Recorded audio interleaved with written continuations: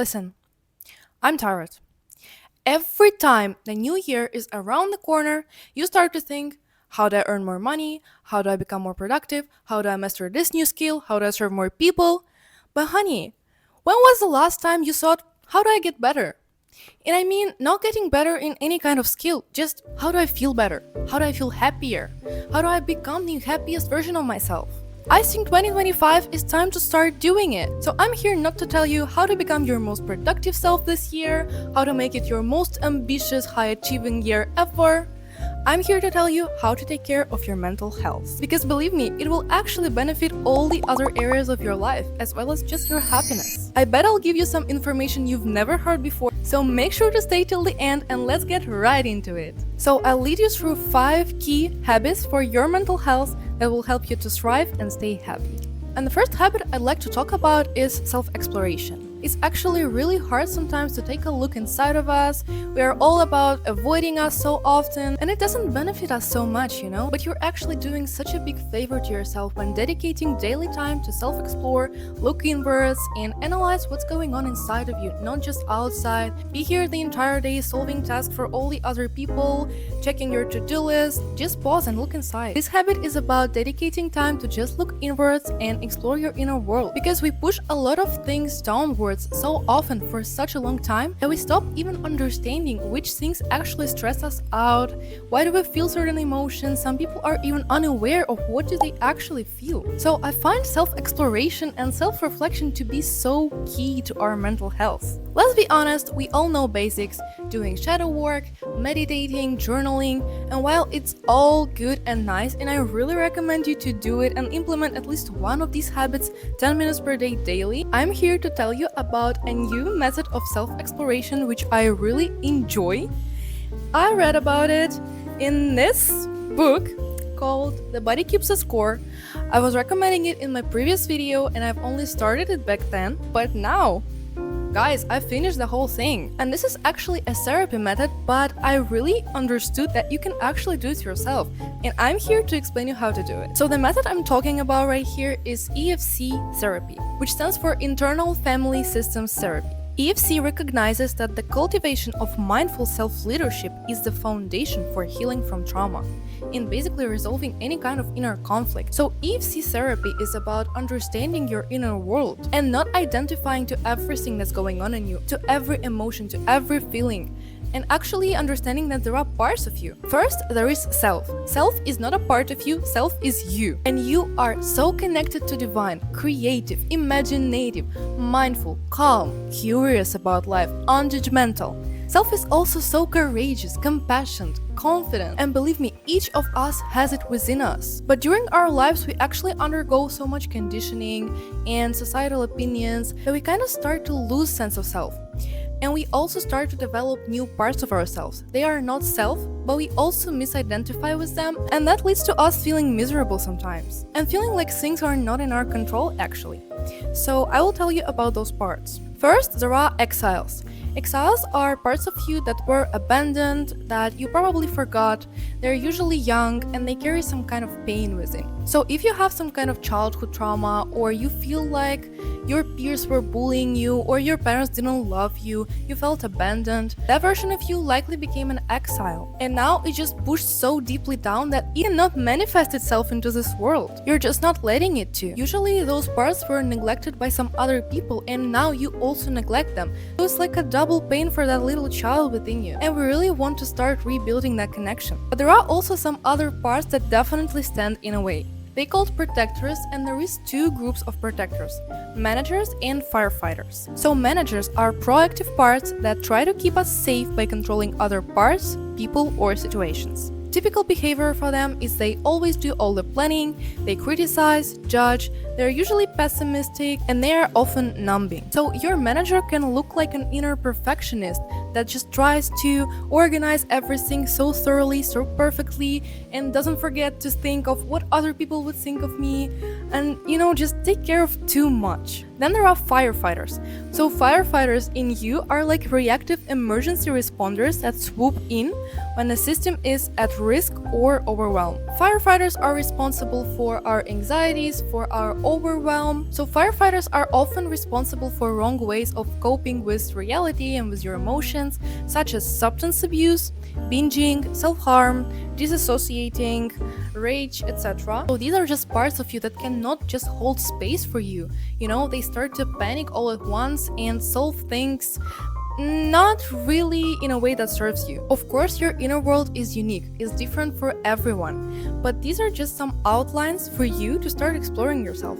So when I first read about it, I really loved it. I just started to spend 10 to 20 minutes per day to just sit in silence and look inwards. And it really did help.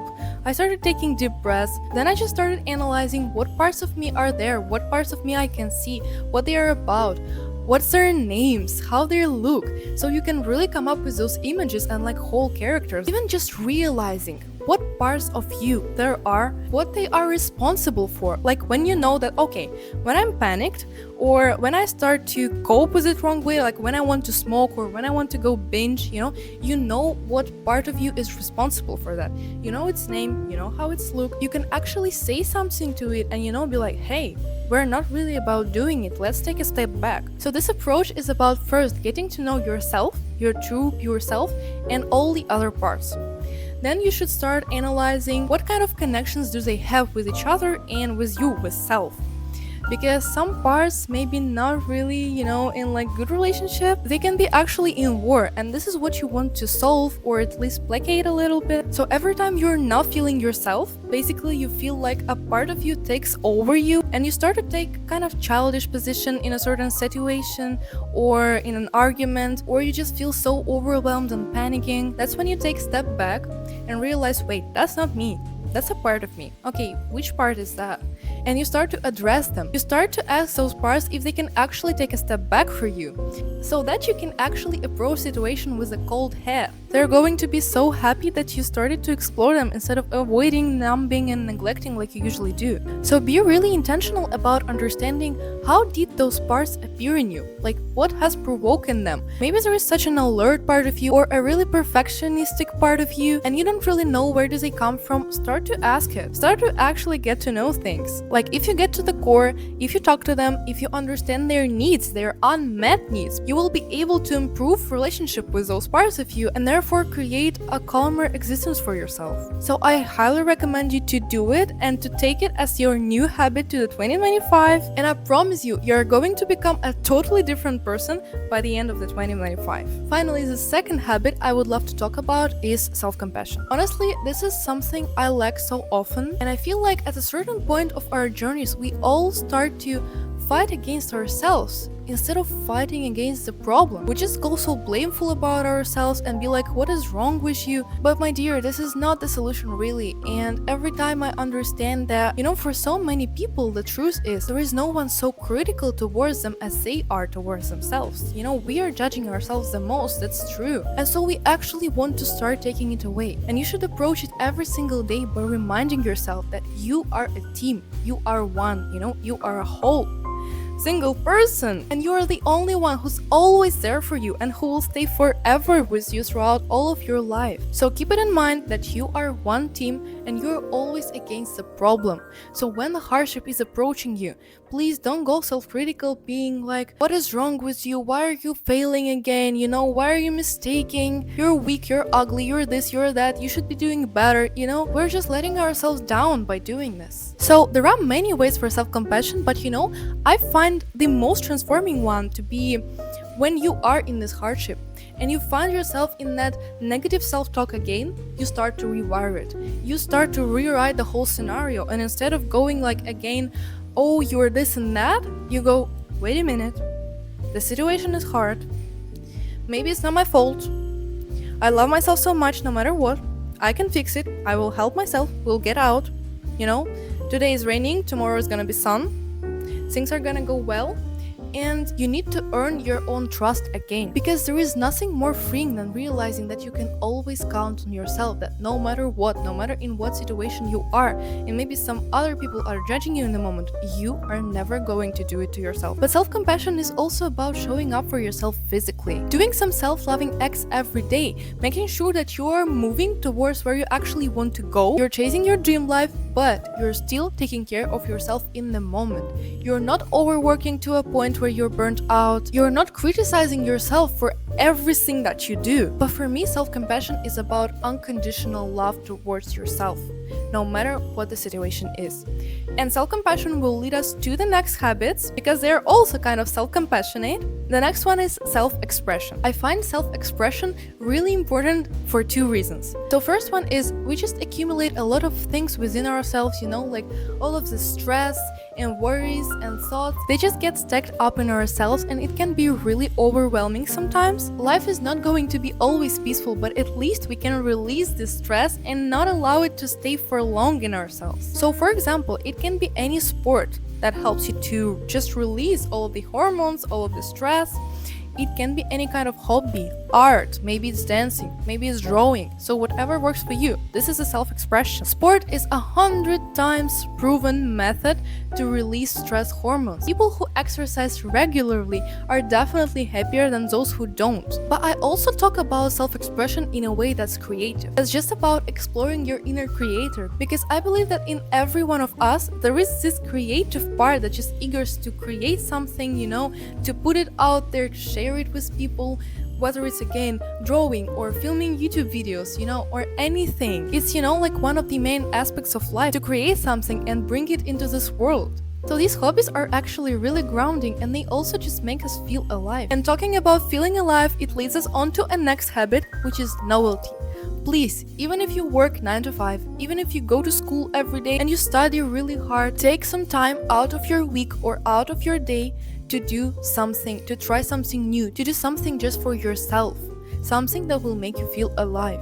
Because when we are not trying new things, everything just gets so mundane and boring. It can be as simple as cooking a new meal, or going to explore a new place in your city you've never been to before, or getting to know new people, or attending some new event. Believe me, it will make the difference. Because when we sit at the end of the year and we analyze how did everything go, what we achieved, what we didn't, but when it comes to memories, it's never about how much books you read or how much money you earned. At least I suppose so. It's more about the time you spent with people, more about the time you traveled, the time you did something new, just some things that impressed you. Novelty also leaves some kind of imprint in our brain because it's so interesting. It's just a new thing and we're eager to explore it. So these can be some adventures on your own as well as with other people. I think both are fun and should take place in your life. Because the more novelty it is in your life, the more interesting it's going to be overall.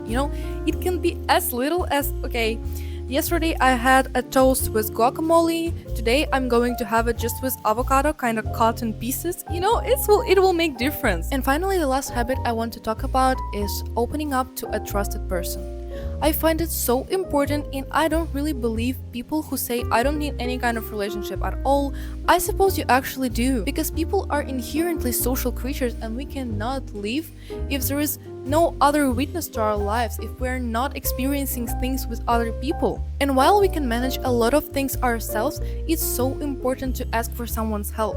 It's so important to share with people when it's hard for you. You can share, you can go out there and get the support. So I feel really good for you if you do have this kind of close relationship with people. It can be your partner, it can be your best friend, it can be your parent or any other relative.